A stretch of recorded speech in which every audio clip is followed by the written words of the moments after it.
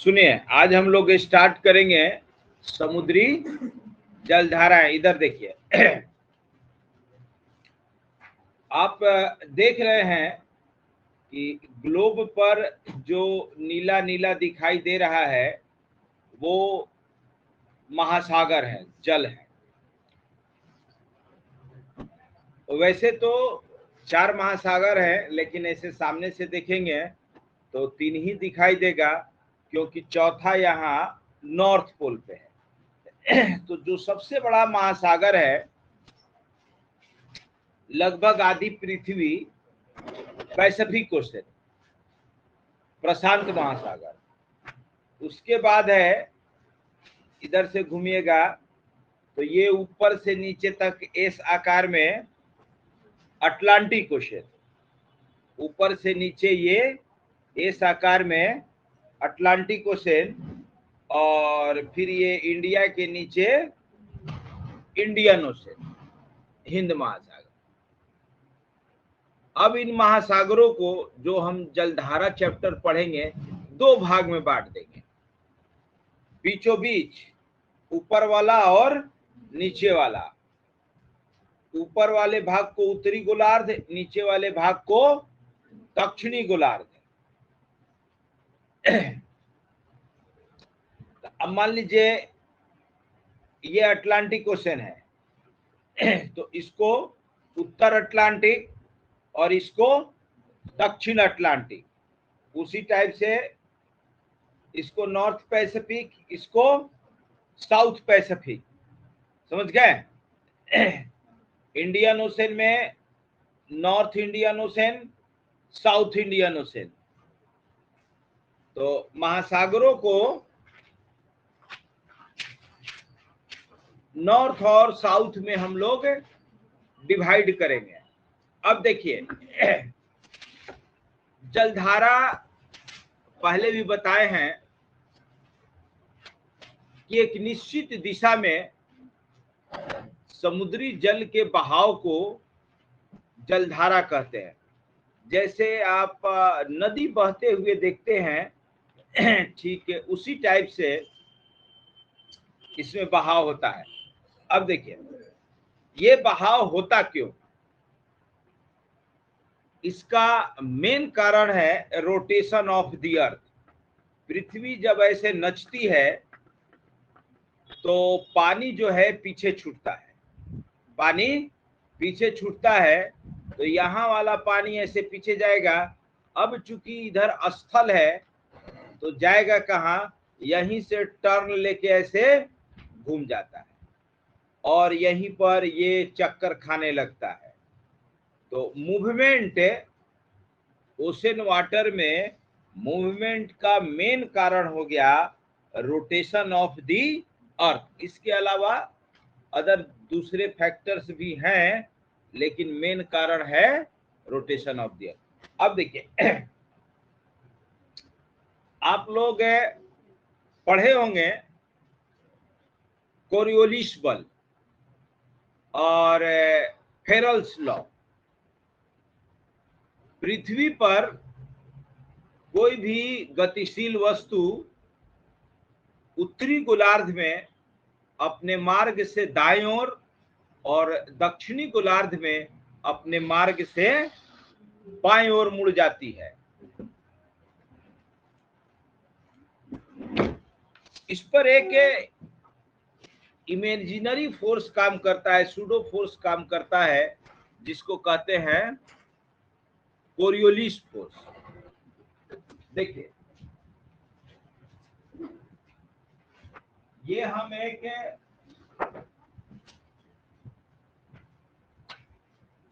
Diagram बना रहे हैं। मान लीजिए ये अटलांटिक ओशन है, ये बीच में 0 डिग्री, ये बीच में 0 डिग्री। अब देखिए, ये नॉर्थ अटलांटिक, ये साउथ अटलांटिक है। तो पृथ्वी के घूर्णन के कारण पानी ऐसे पीछे छूटेगा। जैसे ही ये गतिशील होगा वैसे ही उत्तरी गोलार्ध में दाएं की ओर मुड़ने लगेगा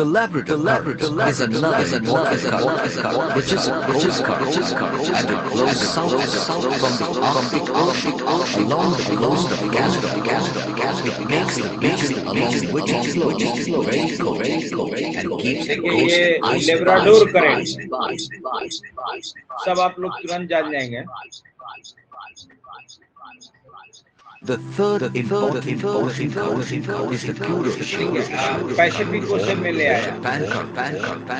This is a warm current in the Pacific Ocean that washes the coast of the eastern Kuroshio current coast. आइए This current ये अपना अलग अलग दिखलाएगा। तो हम आपको बस ये दिखलाना चाह रहे थे कि or the curly current, ocean which is a current है coast current that originates figure से पता चला ocean currents movement of ocean waters in a definite direction. सदैव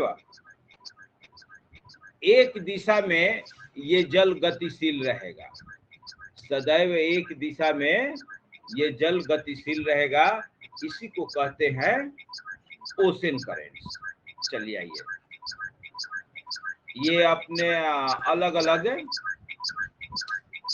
ओशन में दिखलाएगा कहाँ कौन सा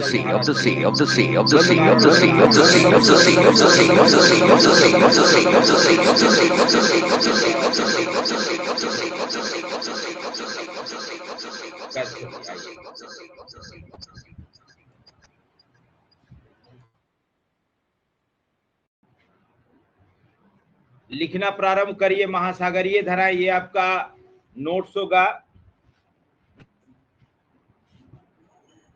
लिखिए सागरों में जल के एक निश्चित दिशा में, सागरों में जल के एक निश्चित दिशा में प्रवाहित होने की गति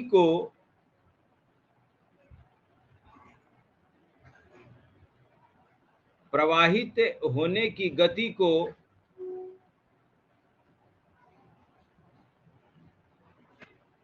समुद्री जलधाराएं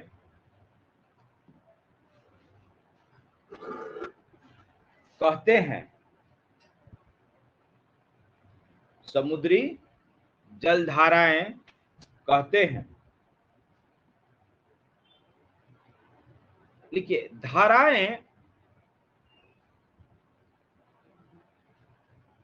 धरातलीय भाग पर,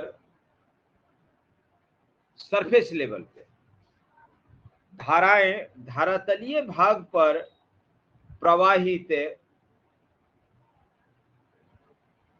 होने वाली नदियों के समान ही होती हैं, नदियों के समान ही होती हैं। अब देखिए नदी में और इसमें क्या अंतर है कि नदी का अपना एक रास्ता बना हुआ है। धरातल पे, सरफेस पे भाई दोनों तरफ तटबंध है और उसी के बीच उसको बहना है। लेकिन सागर में तो कोई तटबंध है नहीं, वो तो पानी है। तो जैसे मान लीजिए बहुत बड़ा तालाब है, बहुत बड़ा तालाब है और कोई ना ऐसे पानी को घुमा दे, मूवमेंट दे दे, तो क्या होगा कि तालाब के ऊपर का हिस्सा का पानी, कुछ पानी अपना ऐसे घूमना शुरू कर देगा और बीच वाला पानी स्थिर रहेगा। नदी की चौड़ाई फिक्स है, नदी की चौड़ाई फिक्स है, जितना तटबंध का दायरा रहेगा उसी में नदी रहेगी। लेकिन महासागरीय धाराओं की चौड़ाई फिक्स है नहीं है, कम ज्यादा हो सकता है, 400, 500, 1000 किलोमीटर भी हो सकता है चौड़ाई, है ना ये चीज। और जो महासागर है, महासागर की गहराई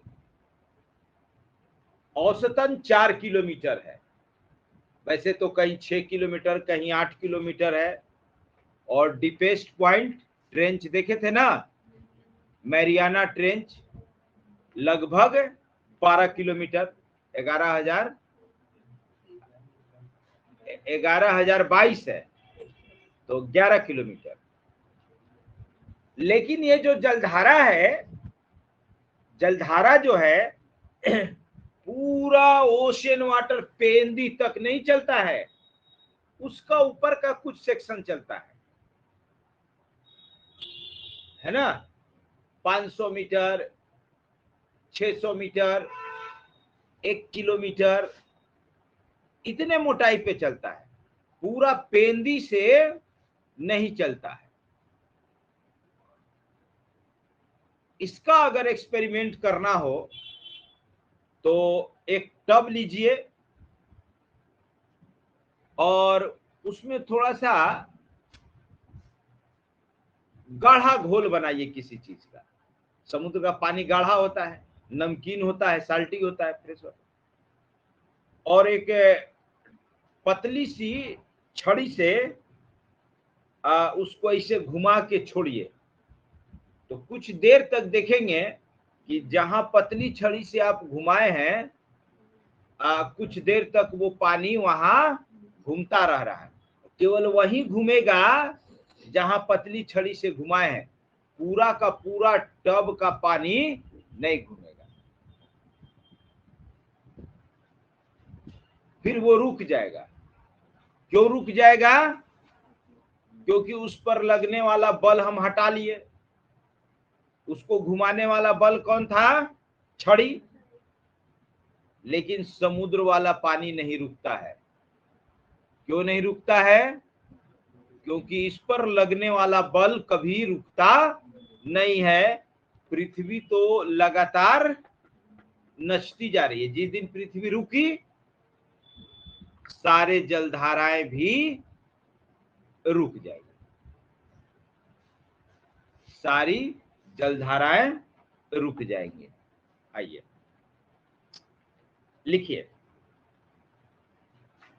सागरीय गतियों में, सागरीय गतियों में धाराएं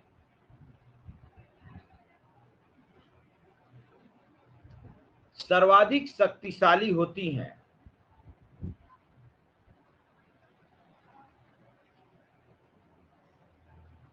क्योंकि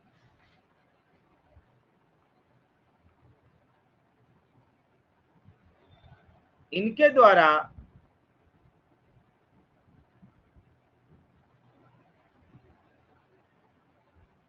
सागरीय जल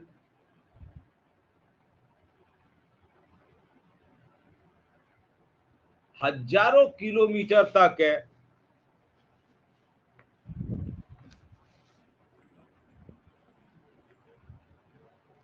बहा लिया जाता है।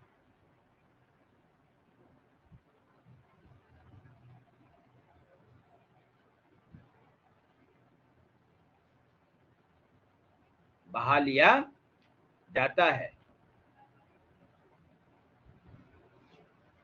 पैराग्राफ चेंज करके लिखिए, लिखिए कि महासागरीय धाराओं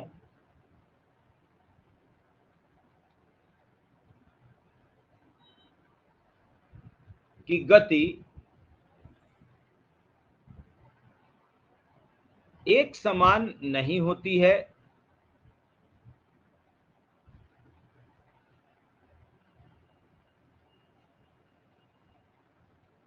अतः धाराओं को कई उप प्रकारों में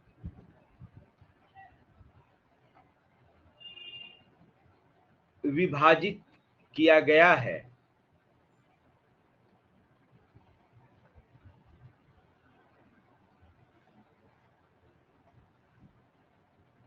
लिखिए, पहला प्रवाह, ड्रिफ्ट। नाम जब मिलेगा ना, कहीं आपको मिलेगा ड्रिफ्ट, कहीं स्ट्रीम, कहीं करेंट, यही मेन तीनों शब्द मिलता है। जैसे north Atlantic drift, gulf stream और करेंट्स तो सब में मिलेगा। तो ये स्पीड के आधार पर अलग अलग नाम दे दिया गया है। लिखिए, ड्रिफ्ट कि जब पवन वेग से प्रेरित होकर, जब पवन वेग से प्रेरित होकर सागर की सतह का जल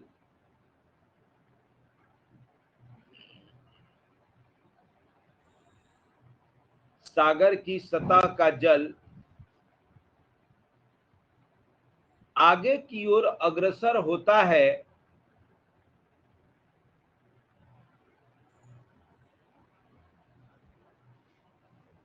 तो इसे प्रवाह कहते हैं। तो इसे प्रवाह कहते हैं।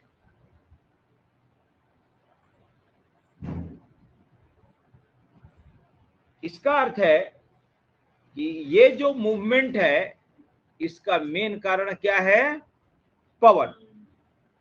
मेन कारण क्या है? पवन। पवन के कारण ये गति होगी। तो कहां कहां होता है ऐसी गति? अभी जब आपको हर महासागर की धाराएं दिखलाएंगे तब आपको दिखलाएंगे। वैसे उदाहरण में लिख लीजिए, यहाँ पे लिखिए कि जैसे इसके प्रमुख उदाहरण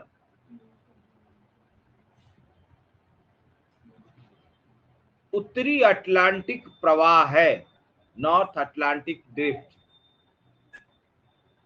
देखो सदफ दिया होगा अटलांटिक में, ऊपर में, इसमें देखो ऊपर में लिखा होगा। हाँ हाँ, वहीं पे गल्फ स्ट्रीम जो है ना आगे बढ़ता है तो उसी को नॉर्थ अटलांटिक ड्रिफ्ट कहते हैं। यानी कि अब यहाँ से जो करंट ऊपर चल रही है उसका कारण है हवा। आगे लिखिए। दूसरा धारा, करेंट। दूसरा धारा, करेंट।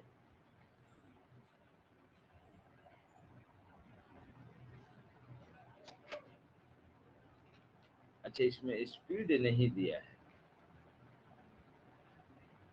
लिखिए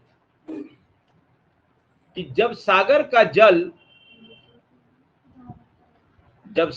जल एक निश्चित सीमा के अंतर्गत, जब सागर का जल एक निश्चित सीमा के अंतर्गत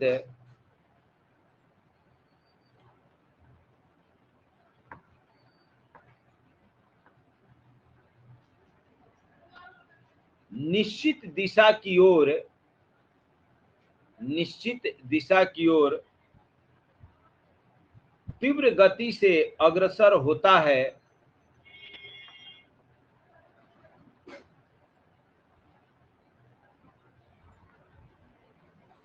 तो उसे धारा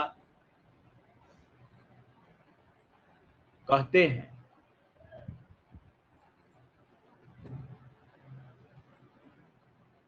इसकी गति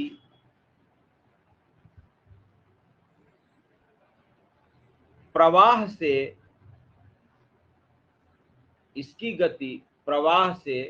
अधिक होती है।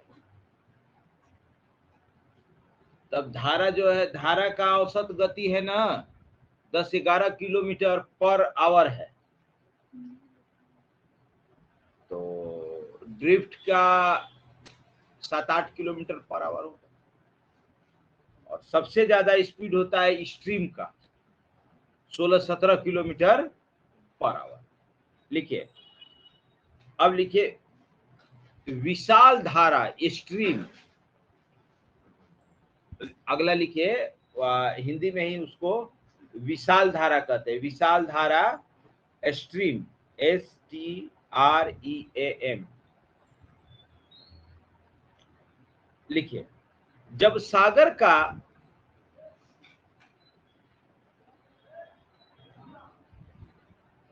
अत्यधिक जल जब सागर का अत्यधिक जल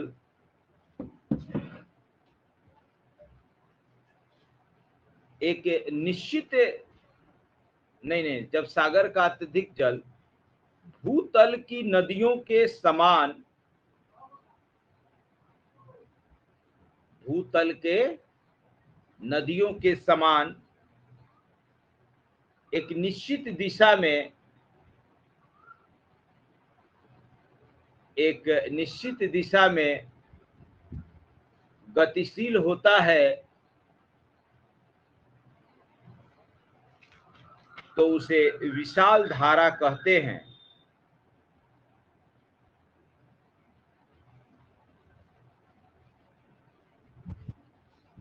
उसे विशाल धारा कहते हैं। देखिए इसकी गति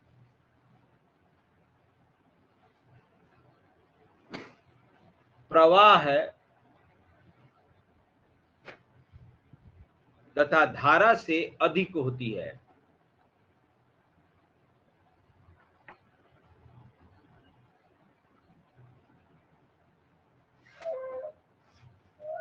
देखिए इसका प्रमुख उदाहरण है गल्फ स्ट्रीम। इसका प्रमुख उदाहरण है गल्फ स्ट्रीम। अमेरिका के पूर्वी तट पे चलता है, अभी दिखलाएंगे आप लोगों को।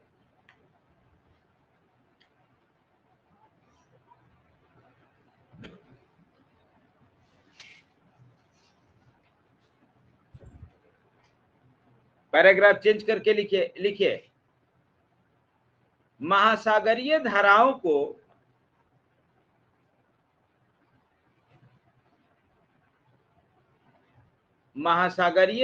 को तापमान के आधार पर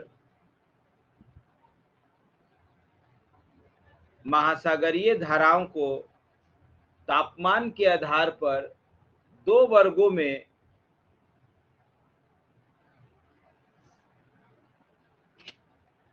विभाजित किया जाता है।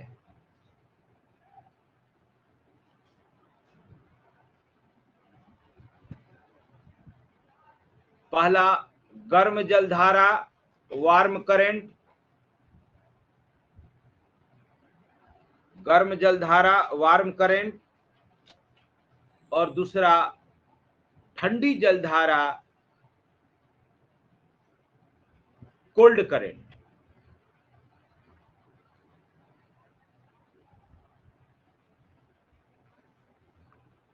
ठंडी जलधारा कोल्ड करंट। लिखिए, इधर पहले देख लीजिए, समझिए। जो जलधारा विषुवत रेखा से ध्रुव की ओर जाएगी, उत्तरी गोलार्ध में या दक्षिणी गोलार्ध में, वो गर्म जलधारा होगी। जो जलधारा इक्वेटर से पोल की ओर जाएगा वो गर्म होगा, और जो जलधारा पोल से इक्वेटर की ओर आएगा वो ठंडी होगा। ठीक है। बीचों बीच ये भूमध्य रेखा, ऊपर में उत्तरी ध्रुव, नीचे में दक्षिणी ध्रुव। लिखिए कि जो जलधारा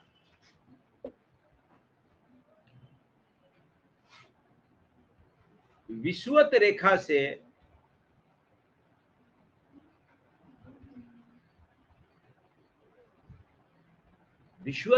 से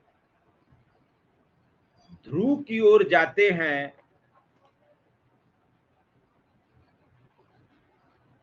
ध्रुव की ओर जाते हैं, वे गर्म जलधारा होते हैं।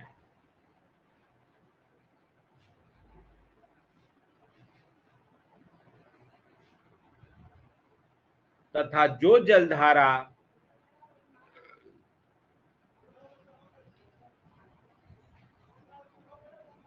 ध्रुव से विषुवत रेखा की ओर आता है, ध्रुव से विषुवत रेखा की ओर आता है, वो ठंडी जलधारा होता है।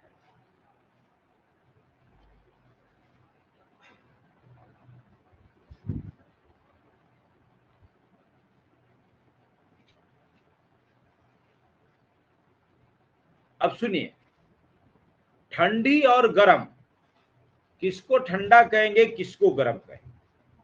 तो ह्यूमन बॉडी के टेम्परेचर से।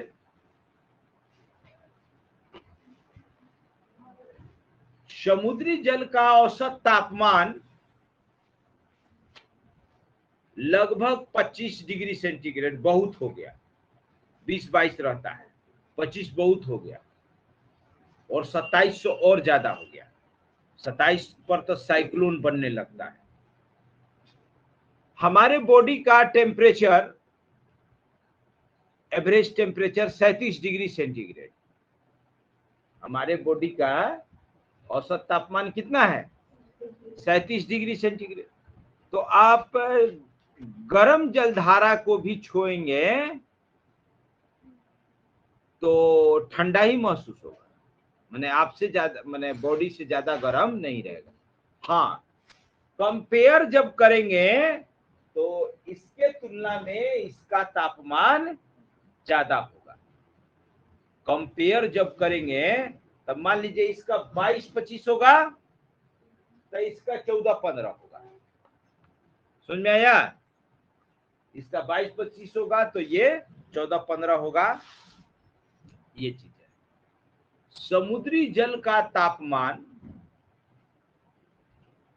एक लिमिट के बाद नहीं बढ़ेगा।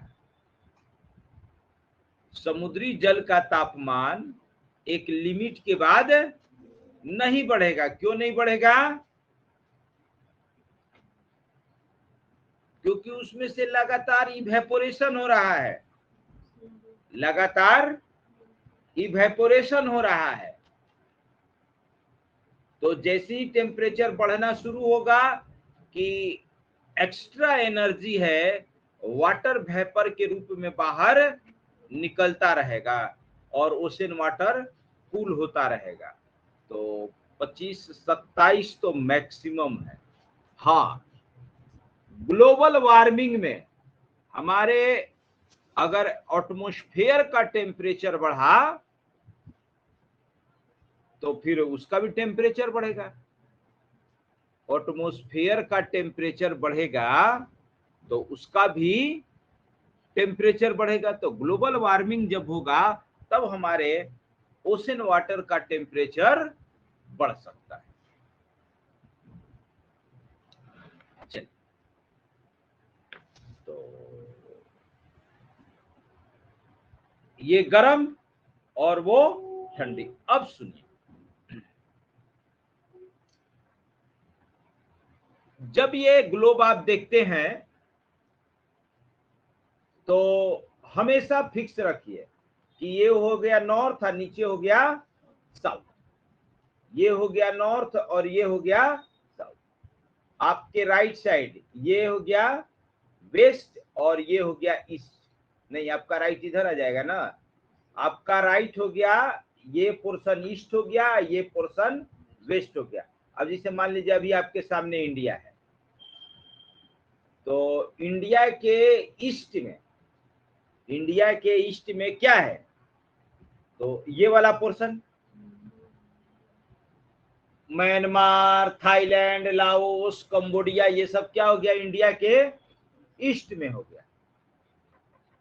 और इंडिया के वेस्ट में पाकिस्तान, अफगानिस्तान, ईरान, इराक, तुर्की है ना।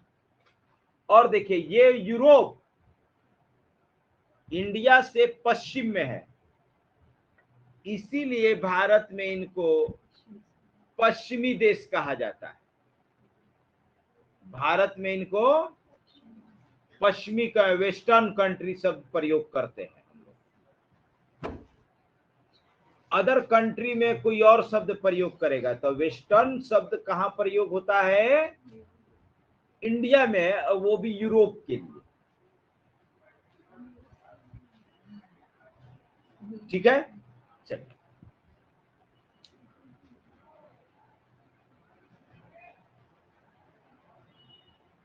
ये किस लिए हम बताए हैं, कुछ और बताना था।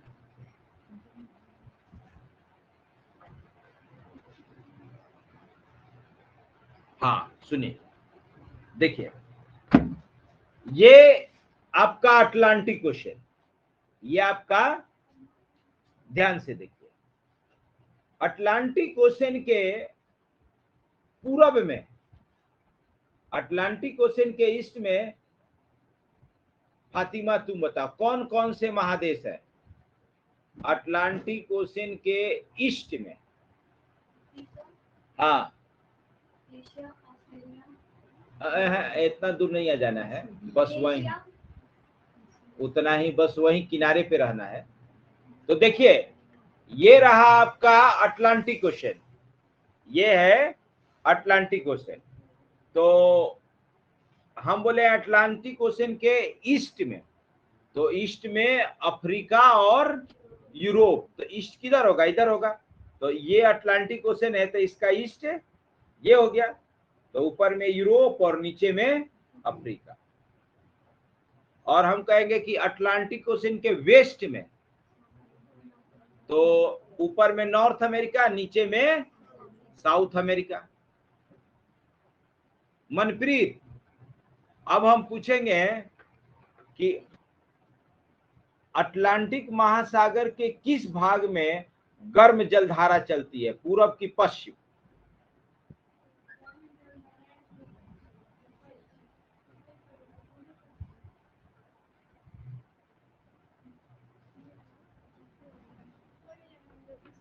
तो अब देखिए, मान लीजिए ये अटलांटिक ओशन है, तो इसका पूरब ये होगा, पश्चिम ये होगा। कोई भी मानचित्र आपके सामने है और अगर उस पर डायरेक्शन शो नहीं किया गया है, तो राइट साइड पूरब होता है, लेफ्ट साइड पश्चिम होता है, ऊपर उत्तर नीचे दक्षिण। तो अटलांटिक महासागर का ये भाग पूरब हो गया, ये भाग पश्चिम हो गया। तो ये पश्चिमी भाग है, तो पश्चिमी भाग में ये गर्म पानी हो गया और पूर्वी भाग में ये ठंडा पानी ऊपर से नीचे आ रहा है। तो नीचे वाला भी है। तो अटलांटिक महासागर के पूर्वी भाग में ठंडी जलधारा और पश्चिमी भाग में गर्म जलधारा। ये केवल अटलांटिक के लिए नहीं है, ये सभी महासागरों के लिए, ये सभी महासागरों पर लागू होगा। अब सुनिए, इसी चीज को हम ऐसे अगर पूछें, विशाल सीनियर, कि एशिया महादेश के पूरब में ठंडी जलधारा है कि गर्म जलधारा है? तो अब जब हम महादेश ले लेंगे तो एशिया, इसका मतलब अब इसको देखना है। तो एशिया का पूरब कहाँ होगा, ये होगा। तो एशिया का पूरब और पैसिफिक ओशन का पश्चिम, तो यहाँ गर्म जलधारा नीचे में और ऊपर में ठंडी, है ना। तो अगर महासागर से देखेंगे तो महासागर का पश्चिमी भाग महादेश का पूर्वी भाग होता है। तो रेफरेंस पॉइंट क्या है हमारा, महासागर है कि? अब जैसे हम पूछेंगे कि भारत के जस्ट पश्चिम में कौन सा देश है? जस्ट पश्चिम में पाकिस्तान, जस्ट पश्चिम में पाकिस्तान। अब उल्टा कहेंगे हम कि पाकिस्तान के जस्ट पूरब में कौन सा देश है? इंडिया। पाकिस्तान के जस्ट पूरब में इंडिया, जस्ट माने एकदम उससे सटा हुआ, और बाकी पूरब में नहीं। तो डायरेक्शन रेफरेंस पॉइंट से होता है। डायरेक्शन रेफरेंस पॉइंट से होता है। एक मिनट हमारे महासागरीय धाराएं, आगे लिखिए, जगह कुछ छोड़ दीजिएगा। महासागरीय धाराएं एक निश्चित दिशा में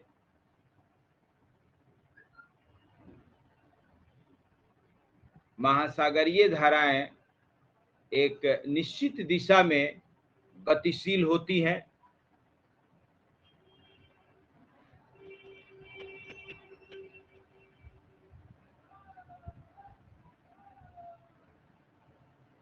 लिखिए, उत्तरी गोलार्ध में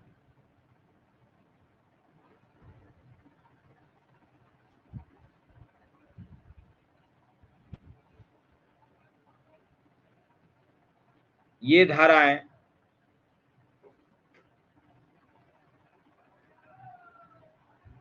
क्लॉकवाइज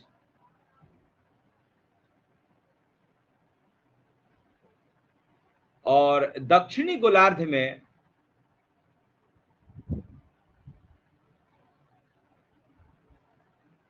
एंटी क्लॉकवाइज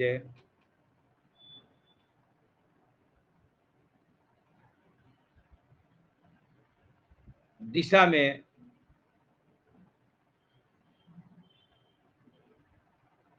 गतिशील होती हैं।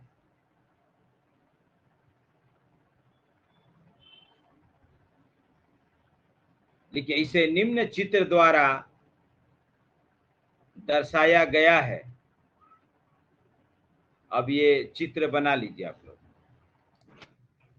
लिखिए, सागरीय धाराओं के दिशा में, सागरीय धाराओं की दिशा में परिवर्तन का कारण पृथ्वी के घूर्णन गति के कारण लगने वाला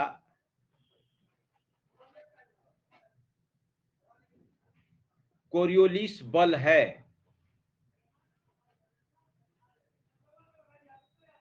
लगने वाला कोरियोलिस बल है।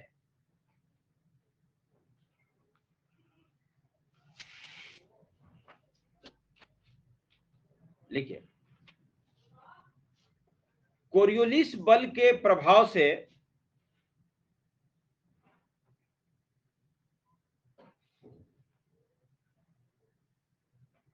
उत्तरी गोलार्ध में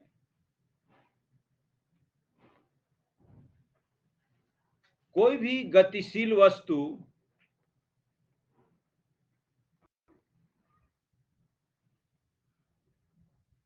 अपने मार्ग से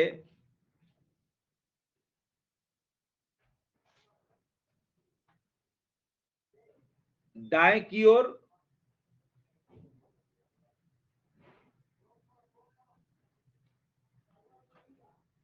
तथा दक्षिणी गोलार्ध में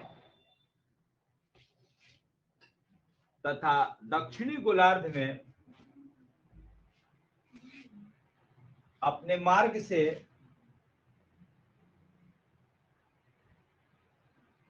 बाएं की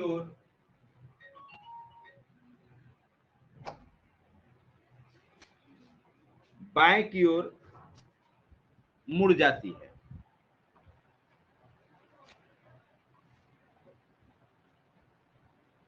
ठीक है, उत्तरी गोलार्ध में दाएं की ओर और दक्षिणी गोलार्ध में बाएं की ओर मुड़ जाती है। तो ऐसा किसके प्रभाव से होता है? कोरियोलिस बल के कारण। और इस नियम को क्या कहते हैं? लिखवाए हैं, लिख लीजिए। इस नियम को फेरल्स लॉ कहते हैं।